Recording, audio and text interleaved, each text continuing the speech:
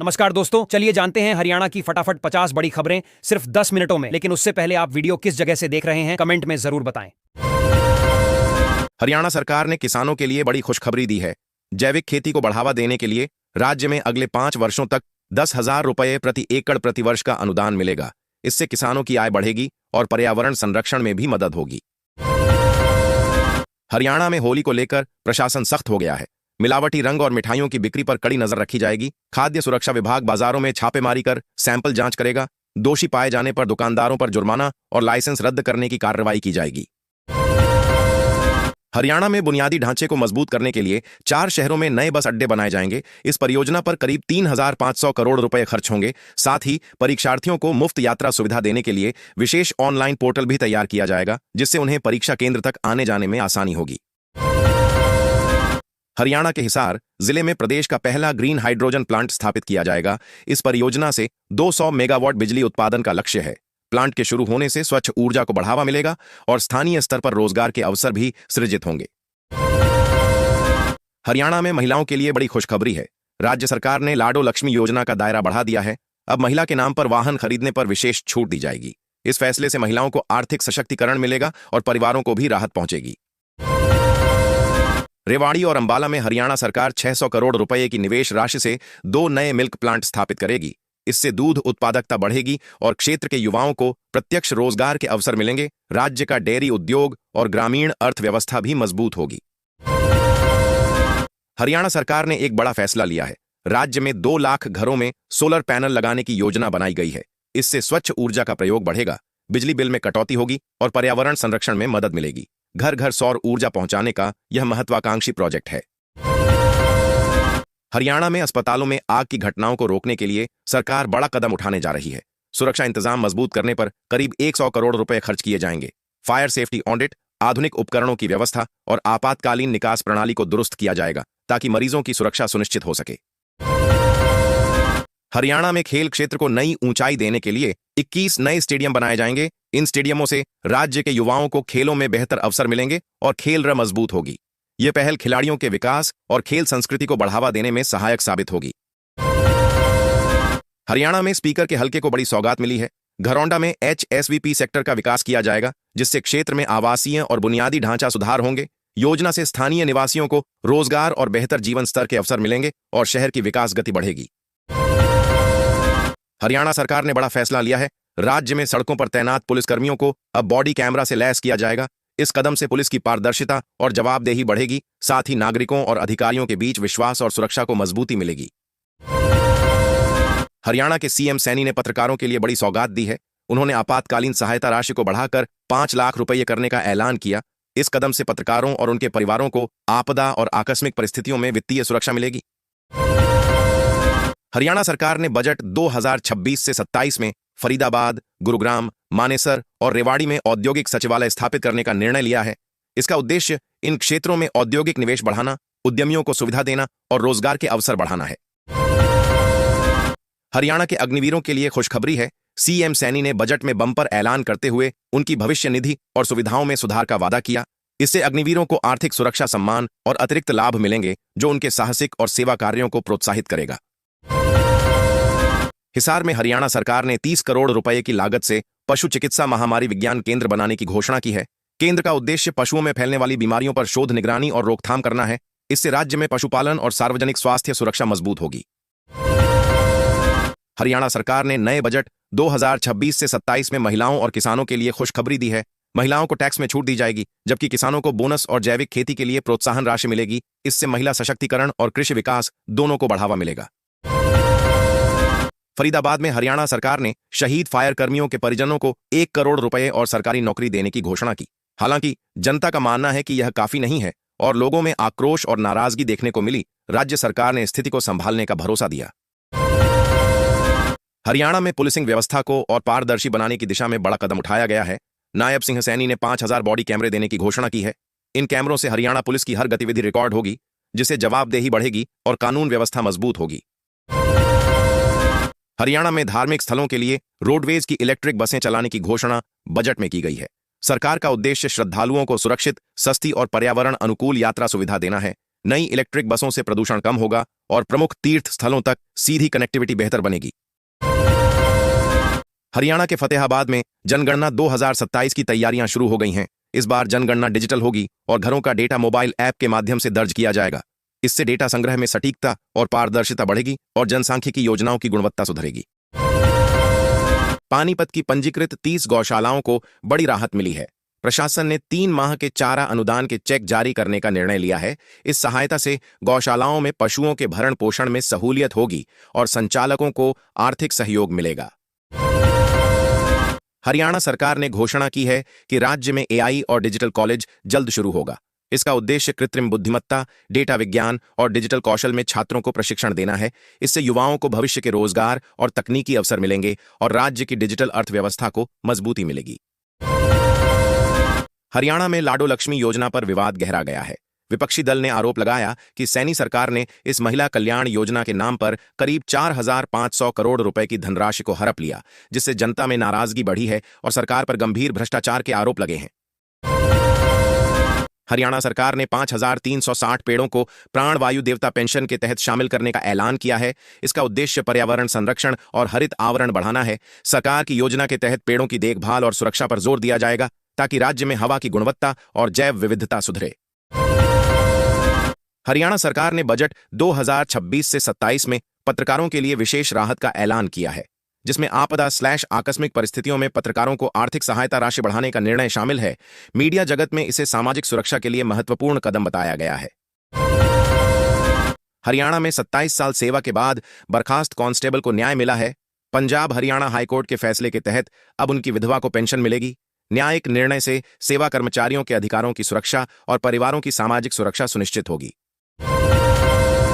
सोनीपत में हरियाणा के मुख्यमंत्री 602 गौशालाओं को सहायता राशि वितरित करेंगे। यह जानकारी मोहनलाल बडौली ने दी। योजना का उद्देश्य गौशालाओं के संचालन में आर्थिक सहयोग देना और पशु कल्याण को बढ़ावा देना है, जिससे ग्रामीण समाज और कृषि क्षेत्र को लाभ मिलेगा। हिसार के हरियाणा कृषि विश्वविद्यालय को बी हाइव स्ट्रिप हैंगर कम स्पेसर के लिए पेटेंट मिला है। यह नवाचार मधुमक्खी पालन और कृषि तकनीक में सुधार लाएगा। विश्वविद्यालय के अनुसंधान से किसानों को उत्पादन बढ़ाने और संसाधन बचाने में मदद मिलेगी। हरियाणा सरकार ने घोषणा की है कि राज्य में एंटी टेररिस्ट स्क्वाड का गठन होगा। साथ ही 21 नए स्टेडियम बनाए जाएंगे और ईडब्ल्यूएस वर्ग के लिए फ्लैट्स का निर्माण किया जाएगा। इन कदमों से सुरक्षा, खेलकूद और आवासीय सुविधा में सुधार होगा। रेवाड़ी में होली से पहले अपराधियों की नकेल कसी गई। पुलिस ने ऑपरेशन आक्रमण चलाकर अलग अलग मामलों में 60 आरोपियों को गिरफ्तार किया। अभियान से कानून व्यवस्था मजबूत हुई और त्योहारों के समय नागरिकों की सुरक्षा सुनिश्चित करने का संदेश दिया गया। हरियाणा सरकार ने निर्देश जारी किए हैं कि एचसीएस अधिकारियों जल्द अपनी वार्षिक प्रॉपर्टी रिटर्न भरें। यह कदम पारदर्शिता और जवाबदेही बढ़ाने के लिए लिया गया है। सरकार ने अधिकारियों को समय सीमा का पालन करने और रिटर्न भरने में किसी भी देरी से बचने का निर्देश दिया है। हरियाणा विधानसभा में होली मिलन समारोह का आयोजन किया गया। कार्यक्रम में सेरेमोनियल गेट पर फूलों की होली खेली गई, जिससे उत्सव का रंग और आनंद बढ़ा। इस अवसर पर विधायक और अधिकारी एक दूसरे को होली की शुभकामनाएं देकर सौहार्द और मिलन का संदेश फैलाए। हरियाणा सरकार ने बड़ा ऐलान किया है। राज्य की पुलिस भर्ती में अग्निवीरों को 20% आरक्षण मिलेगा। इस कदम से सेवानिवृत्त अग्निवीरों को रोजगार के अवसर मिलेंगे और उनकी सेवा और योगदान को सम्मानित किया जाएगा। साथ ही पुलिस बल में नई ऊर्जा भी आएगी।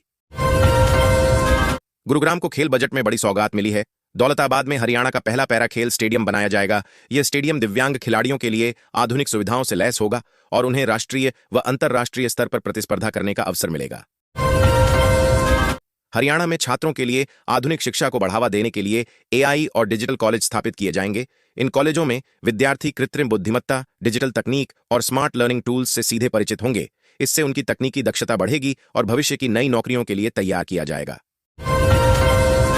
हरियाणा सरकार ने युवाओं को बेरोजगारी से बचाने का बड़ा कदम उठाया है।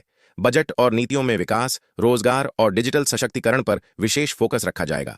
प्रशिक्षण, स्टार्टअप्स, डिजिटल कौशल और नौकरी अवसरों के माध्यम से युवाओं को आत्मनिर्भर बनाने का लक्ष्य है। हरियाणा में किसानों के हित में बड़ा कदम उठाया गया है। सरकार ने हरियाणा एग्री डिस्कॉम बनाने की घोषणा की है।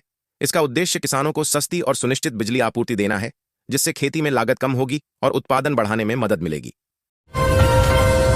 हरियाणा सरकार ने महिलाओं को आर्थिक आत्मनिर्भर बनाने और सुरक्षित रोजगार देने के लिए पिंक रैपिडो सेवा शुरू करने का फैसला किया है। इस योजना में युवतियों को फ्री ई स्कूटी दी जाएगी और उन्हें लगभग 14,000 रुपए प्रति माह सैलरी दी जाएगी। लड़कियां अब हर जिले में इस पिंक रैपिडो सेवा चलाएंगी। हरियाणा सरकार ने 71 किलोमीटर लंबे होडल नूह बिलासपुर मार्ग को 4 लेन बनाने के लिए 616 करोड़ रुपए की मंजूरी दी है। सड़क निर्माण से यातायात सुगमता बढ़ेगी और क्षेत्र की आर्थिक गतिविधियों को बढ़ावा मिलेगा। परियोजना में आधुनिक सुविधाओं और सुरक्षा उपायों को भी शामिल किया जाएगा। अंबाला के कई स्कूलों को बम धमकी मिलने के बाद सुरक्षा एजेंसियां पूरी तरह सतर्क हो गई हैं। एहतियात के तौर पर सभी स्कूलों में गहन तलाशी अभियान चलाया जा रहा है। पुलिस और प्रशासन हालात पर नजर बनाए हुए हैं।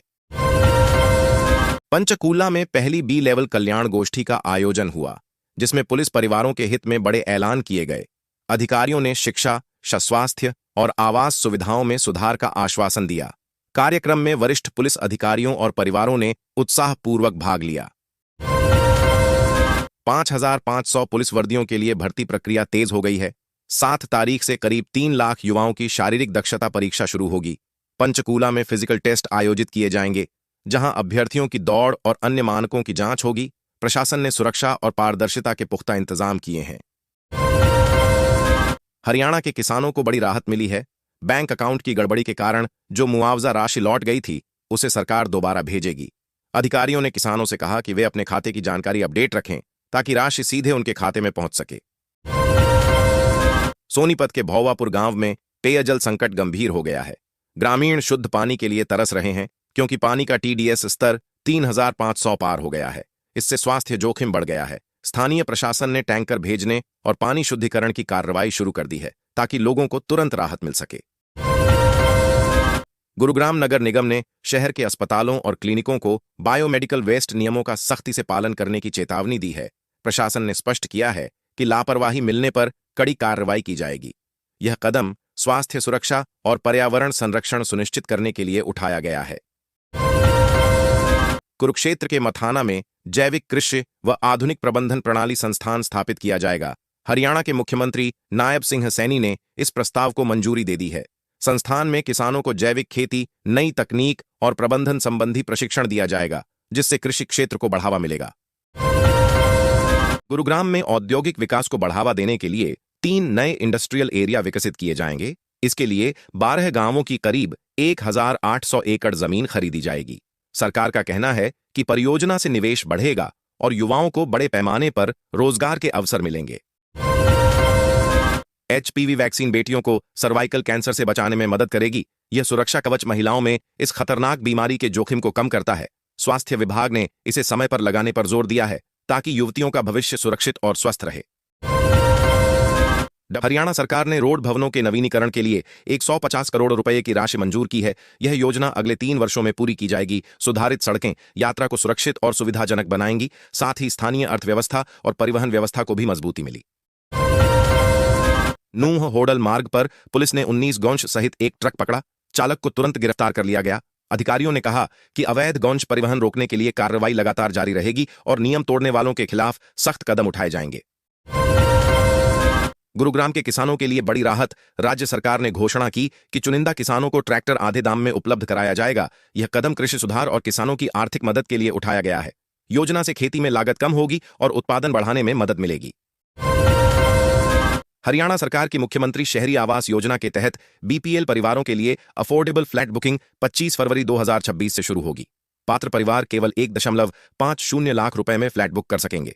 यह योजना आर्थिक रूप से कमजोर वर्ग को अपना घर देने और उनकी जीवन शैली सुधारने का बड़ा कदम है। नारनौंद से विधायक जस्सी पेटवाड़ ने विधानसभा में अपने क्षेत्र के किसानों की समस्याओं को उठाया। उन्होंने कहा कि भीषण बारिश और बाढ़ से खेतों में पानी भरा रहा, फसलें नष्ट हुईं और किसानों को भारी नुकसान झेलना पड़ा है। उन्होंने सरकार से समाधान की मांग की। हरियाणा में IDFC first bank fraud case के नाम से चर्चित मामला सामने आया है, जिसमें चंडीगढ़ स्थित बैंक शाखा में सरकारी खाते से लगभग 590 करोड़ रुपए की कथित धोखाधड़ी हुई। 4 आरोपियों, जिनमें 2 पूर्व बैंक कर्मचारी शामिल हैं, को हरियाणा एंटी करप्शन ब्यूरो ने गिरफ्तार किया। गुरुग्राम के किसानों के लिए बड़ी राहत। राज्य सरकार ने घोषणा की कि चुनिंदा किसानों को ट्रैक्टर आधे दाम में उपलब्ध कराया जाएगा। यह कदम कृषि सुधार और किसानों की आर्थिक मदद के लिए उठाया गया है। योजना से खेती में लागत कम होगी और उत्पादन बढ़ाने में मदद मिलेगी। हरियाणा सरकार ने खिलाड़ियों को प्रोत्साहन देने के लिए बड़ा कदम उठाया है। राज्य में खिलाड़ियों को पुरस्कार राशि और छात्रवृत्ति के रूप में 536 करोड़ रुपए वितरित किए गए हैं। इस पहल का उद्देश्य खेल प्रतिभाओं को आर्थिक सहयोग देना और युवाओं को खेलों के प्रति प्रेरित करना है। सरकार ने कहा कि भविष्य में भी खिलाड़ियों को हर संभव सहायता दी जाएगी। दिल्ली एनसीआर में मौसम ने फिर करवट ली है। हल्की ठंड दोबारा महसूस होने लगी है। मौसम विभाग के अनुसार हिमाचल प्रदेश से लेकर हरियाणा तक बारिश की संभावना है। बादल छाए रहेंगे और तापमान में गिरावट दर्ज हो सकती है। रामशरण माजरा के प्रयास से क्षेत्र में नया राजकीय कॉलेज खुलने जा रहा है। इससे शिक्षा के अवसर बढ़ेंगे और युवाओं को उच्च शिक्षा के लिए दूर न जाना पड़े। स्थानीय अर्थव्यवस्था और रोजगार पर भी इसका सकारात्मक असर होगा, जिससे क्षेत्र का समग्र विकास होगा।